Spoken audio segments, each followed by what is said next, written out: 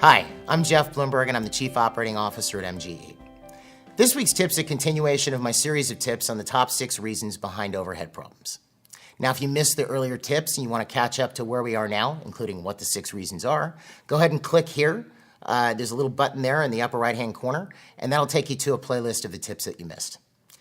The subject for this week's tip has to do with marketing expense, specifically when marketing expense starts to go out of control or becomes too large of a part of your overhead. So really, when you have that type of a situation, what you're looking at is it's really just bad return on investment. Now, why do I say that? Well, the whole idea of marketing in the first place is to increase your income. You're not just marketing to market. That doesn't make a heck of a lot of sense. So if you're spending $5,000 to market your business and making $5,000 or hopefully not $3,000 extra a month, something's very wrong.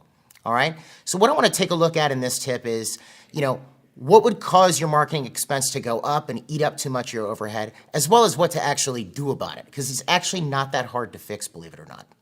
Now, before I get into the specific reasons that drive it very high, let's first take a look at a couple basic things. First off, how would you calculate your return on investment with your marketing?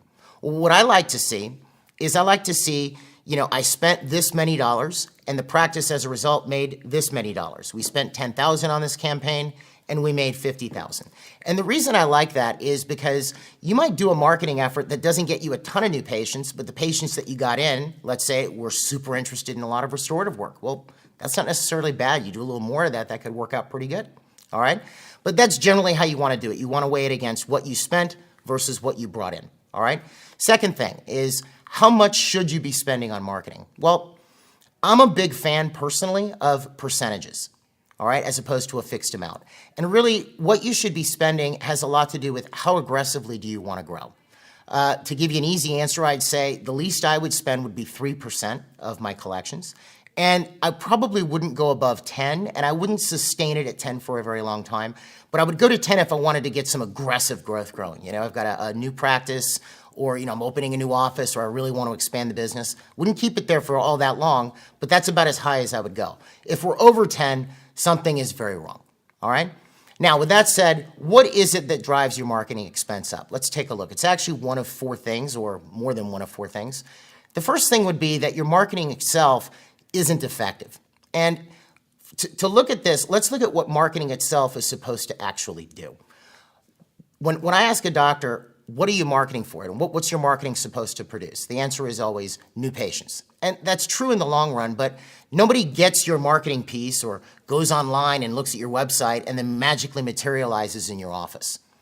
Marketing produces a response. Marketing produces an inquiry, an email, a phone call, a walk-in. Marketing produces a response. So if your marketing isn't producing an effective number of responses, then there's something wrong with the marketing itself, okay? And why is that? There could be any number of reasons. You could be sending it to the wrong public, so to speak. You have marketing designed for 20 to 30-year-olds, and you're sending it to 40 to 50-year-olds. Or the marketing just doesn't resonate with the people you're sending it to. It might be pretty, but it doesn't create a desire to actually come to your office.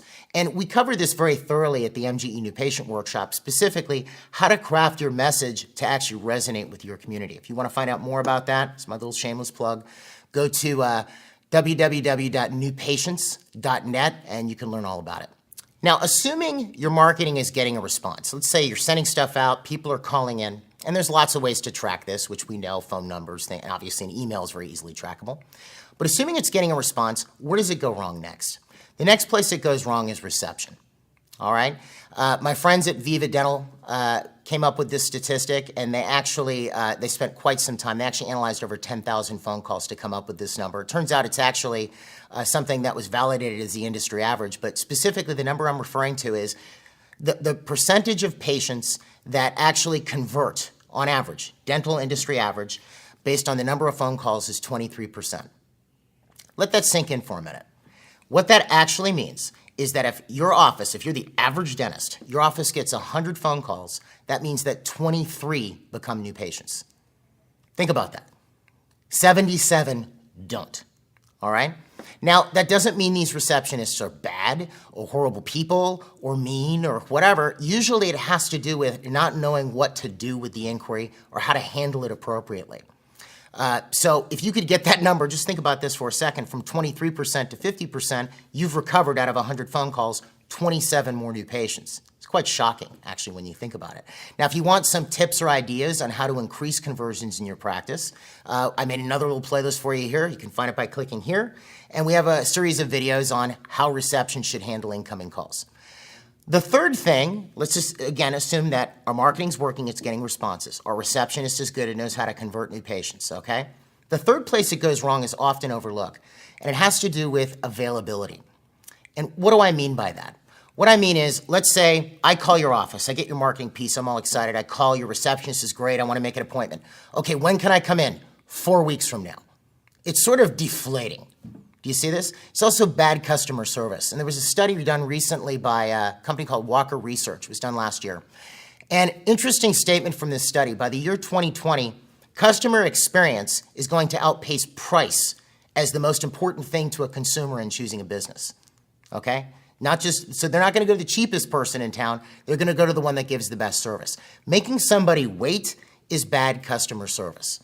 All right? If you can't see a new patient in 24 to 48 hours, I would suggest you get together with your office manager and your staff and figure out how to fix that, because you need to be able to do this. And I'm not talking about emergencies.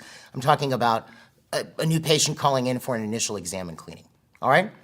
So assuming we're sending out good marketing, it gets a response, our receptionist is actually handling them well, and we're able to see them soon, where does it go wrong next? Customer service and case acceptance. So you've gotten me into your office. Now, let's say your staff don't treat me real well, or I'm made to wait when I'm there, okay? That's one side of it, bad customer service, all right? But then also, let's say I need a bunch of work done, and you sit down with me, you spent money to get me in your office, and you present the treatment plan to me and I don't accept it. Let's say this happens to you again and again and again. Based on the concept of return on investment that I explained earlier in this video, that's going to kill your marketing's return on investment. I know I've talked about this case acceptance thing for a long time, but it's really what drives the type of work that you're going to be doing in your practice, okay? And if you know how to actually effectively communicate with people and increase your case acceptance, it actually increases your marketing ROI.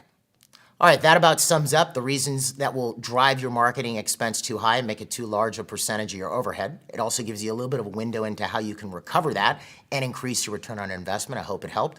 You'll notice there's been a subscribe button here up in the top right-hand corner. If you subscribe to our channel, you're regularly informed of these videos as they come out. We put out about one a week, or in my case, I'm putting out more than one. So go ahead and give it a click and stay subscribed to the channel. If you need help with this, the stuff I'm discussing, or anything really for that matter, practice management related, visit us online at www.mgeonline.com, or you can call us at 800-640-1140. Thank you very much, and I'll see you next week.